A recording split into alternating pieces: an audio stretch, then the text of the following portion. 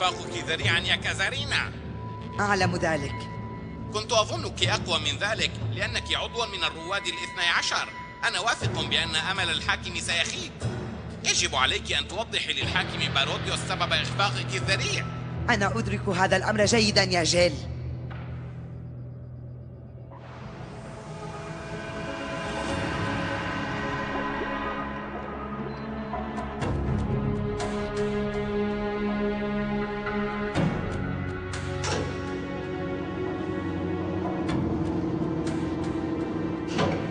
سيدتي كازارينا، طلبت رؤيتي؟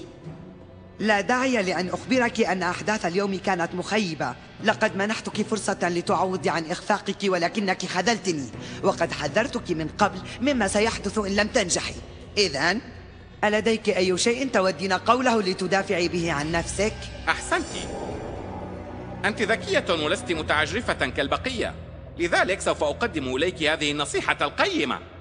أسمعك سيدي. سمعت بأنك ستذهبين في مهمة مع كازارينا. أجل. من الحكمة أن تنتبهي على نفسك وأنت معها، فهي لا تملك الوفاء إلا لنفسها، وستتخلى عن أتباعها لتنجو بنفسها.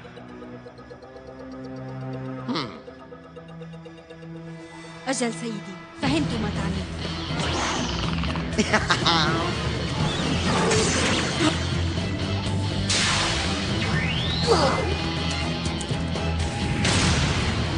كيف تجرؤين يا لينا؟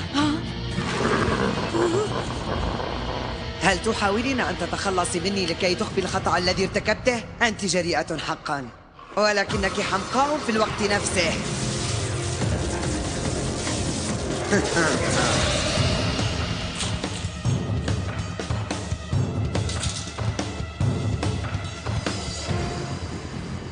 لسوء الحظ تمكن شعب نيثيا من إعادة تشغيل درع الحماية الثانية التي دمرناها من قبل بسبب ضعف لينا وعجزها عن التغلب على واثق وسعدون.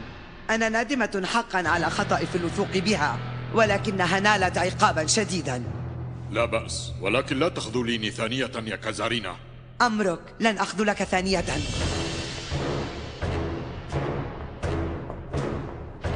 أرى الحزن باديا على وجهك يا كازارينا، مع أنك ألقيت باللوم على غيرك. ولكن لا تنسى أن لينا حاولت أن تقضي علي باستخدام باكوغانها. لقد بدا الأمر يا جيل وكأنها كانت تعرف ما كنت قد خططت له، وكأن أحدا قد أخبرها بذلك. ولكن لحسن حظك كنت أذكى من تلك الفتاة المسكينة. احذري فلن تكوني محظوظة هكذا في المرة القادمة. من المستحيل أن تثقي بأحد هنا في هذه الأوقات. لينا، أنا آسف جدا.